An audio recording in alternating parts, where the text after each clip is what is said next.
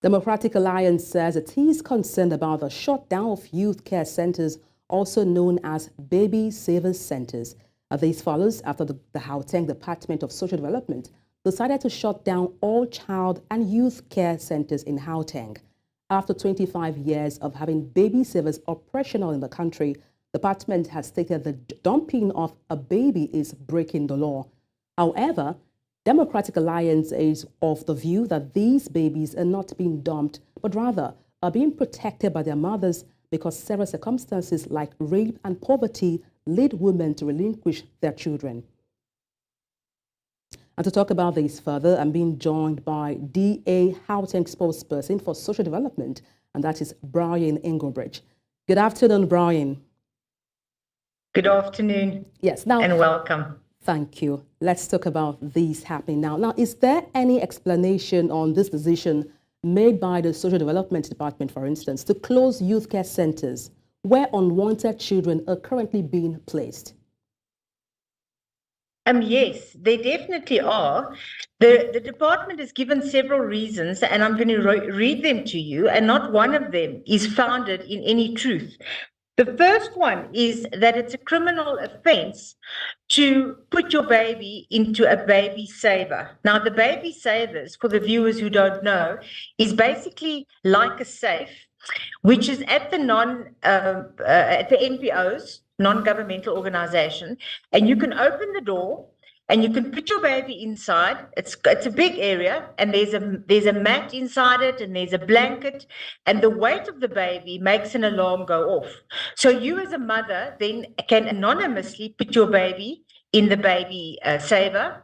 The alarm goes off, and the people at the non-profit organization are then made aware there's a baby at any time of the day, 24 hours a day, and then they go and collect the baby and then provide and follow the legal processes to have the baby, the court processes, and then to go through to the adoption process. But it's an environment of care and nurturing. So the department, the very first statement they made was that it's a criminal offense to put your baby into a baby saver.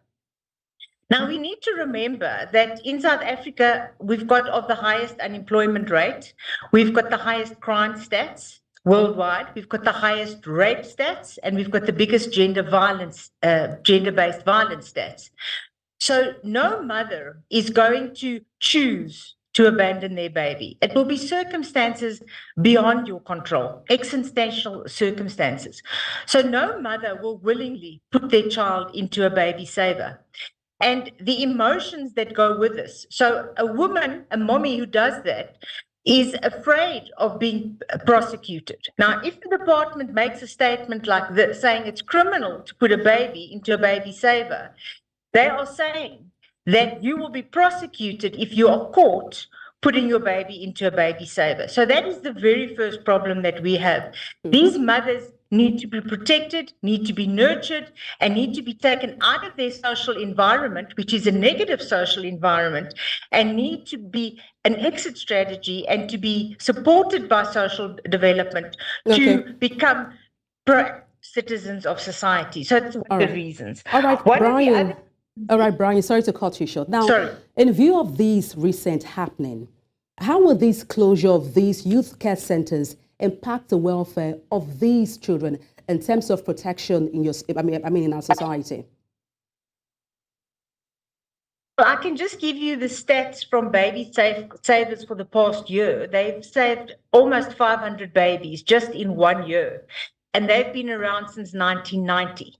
So just looking at their stats, and just in 1 year, we've got 500 babies that have been saved from death. They've been given an opportunity to live, to make a difference, to become whole and complete human beings in an environment of love and care. Okay, now, do you know of any plans by the departments in place to ensure, let's say, a smooth transition of children currently residing in these care centers to perhaps alternative care options? No, sadly not. The department gave the directive and instructed all MPOs that have baby savers to close immediately, and they made the directive to say this is an illegal operation. So after all these many years, since 1990, suddenly a baby saver is illegal and they have to close down. So there is no alternative and no smooth transitioning from the department side. Okay, now let's look at this decision that has happened. Yourself, the department service as a society, as member of parliament, what measures can be taken to tackle this new change? Well, the very first thing that we've done is we've requested the MEC of Gauteng, because it's just Gauteng province, so it's not the whole of South Africa, fortunately. We've requested the MEC to very urgently re-evaluate her decision. And then secondly, to come together with the MPOs and the stakeholders that are involved with saving babies and to sit around a table and look for solutions, iron out the problems that the department has. And the MPOs are more than willing to discuss with the department and find a solution. It's unfortunately the department that has just turned a blind eye.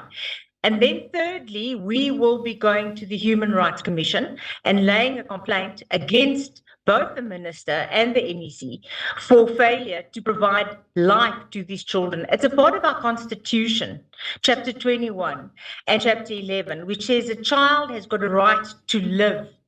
By denying these babies the opportunity to be saved by a baby saver, this ANC government is taking away the right to live for these babies. So we are taking this very, very seriously and taking them to the Human Rights Commission.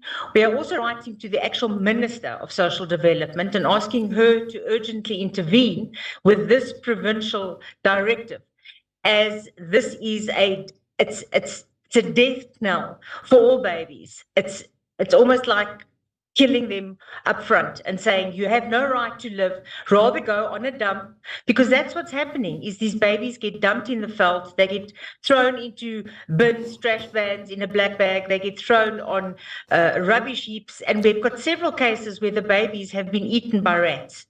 And so this is a huge strategy, and it's a violation of all human rights and everything that we stand for in our constitution. All right, thank you so much for your time. Bronwynn Engelbrecht, spokesperson, social development in Gauteng. Thank you for your time this evening. Thank you so much.